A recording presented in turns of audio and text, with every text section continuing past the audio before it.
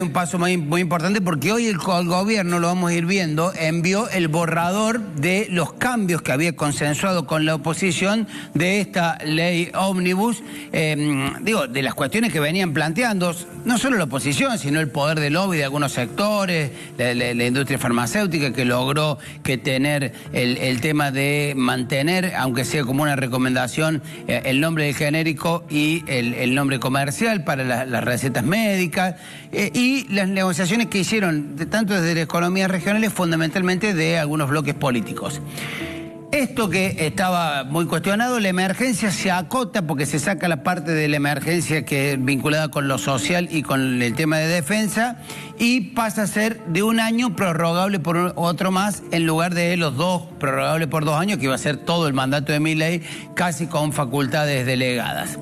El otro punto que también se modificó tiene que ver con el tema de las privatizaciones. Recién lo decíamos, YPF no entra en el listado de empresas sujetas a privatizaciones, y hay varias empresas que el Estado, más allá de que se privaticen o no, tienen que mantener el control estatal.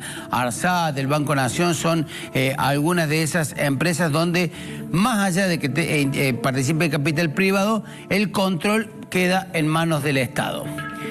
Otra de las cuestiones del proyecto de Milei que se modifica, lo decíamos, las jubilaciones se van a mantener hasta abril, este primer trimestre, en la movilidad jubilatoria todo como existe ahora, y después el ajuste será mensual por inflación. Automáticamente, a partir de que se dé a conocer el índice índice de precio al consumidor del INDEC, se aumentan las jubilaciones.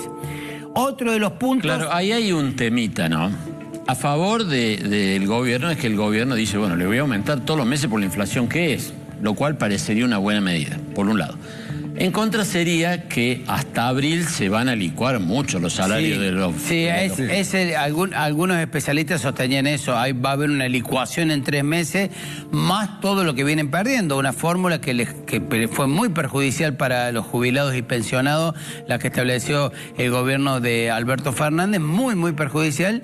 Sobre todo en épocas de inflacionarias. Exacto, y que vienen retrocediendo, con lo cual ahora ponerse a la par van a quedar muy lejos de recuperar ese poder adquisitivo, ¿no? Pero bueno, por lo menos ya ahora hay una referencia y no esa cosa discrecional que había planteado el proyecto original, que decía, bueno, vemos que el Ejecutivo establezca una fórmula para aumentar las jubilaciones. Este capítulo de las retenciones es importante para las economías como la de Córdoba, porque se eliminan solo las de economías regionales y no así la de la soja, que se mantiene el aumento del 31 al 33%, lo cual valió que hoy nuevamente el gobernador Yarlora, ya en Buenos Aires, instalado en Buenos Aires para reunirse con sus legisladores, planteara que ellos ese punto no lo van a votar, el resto de la ley lo van a acompañar, pero eso no, y que van a tratar de que se cambie eso, de que no haya un aumento para las retenciones. Había habido quejas muy fuertes de las entidades. Ahí el punto, lo que le ha pedido el gobierno nacional es decir, bueno, decime cómo recupero esa plata, ¿de dónde la saco?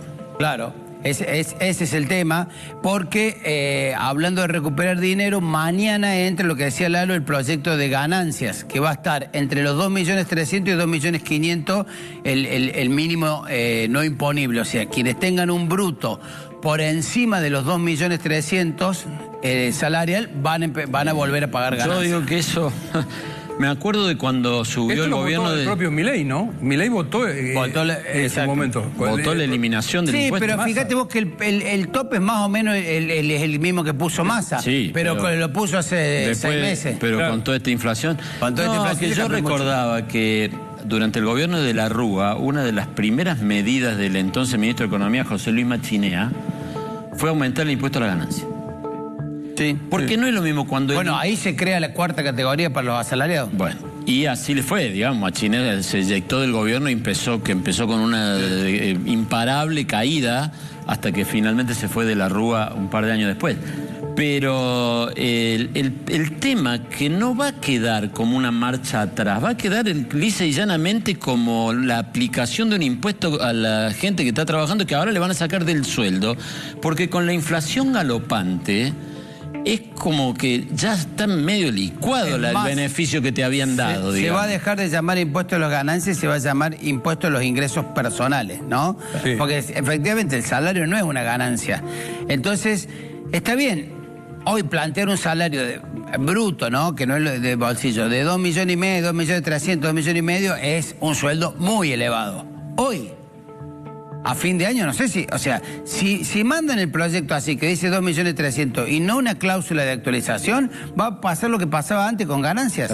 En pocos meses va a haber muchísima gente ganando 2 millones. Independientemente de ser un sueldo o no muy elevado, va a haber gente que ahora no paga que va a pagar. Sí, sí, sí. Y estamos hablando en esos niveles salariales de unos 600.000 pesos, 500.000 pesos menos que va a cobrar. Exacto. Igual, no es un dinero... Claro, es difícil encontrar un país del mundo donde no se pague impuesto a las ganancias. El tema es que los estados de esos países... Lo que pasa es que, pero el tema es que no tiene, al no tener inflación, el impuesto vos ya tenés una referencia. Yo insisto, 2.300.000 hoy es una plata, muchísima para un asalariado.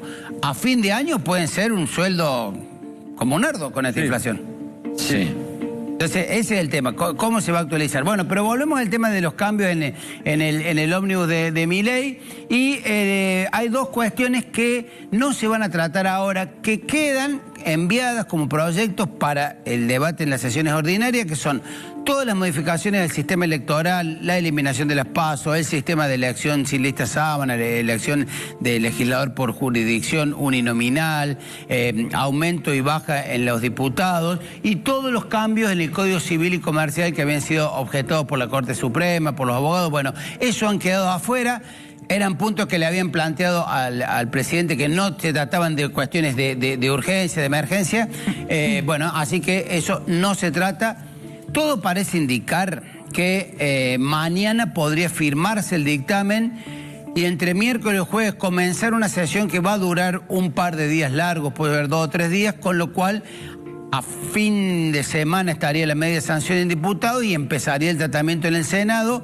Han sido prorrogadas las sesiones extraordinarias hasta el 15 de febrero. El gobierno especula que en 15 días más o menos el Senado trate y apruebe, con lo cual tendría la ley ómnibus alrededor de mediados de mes Milei. Bien. Muy bien, Silvia.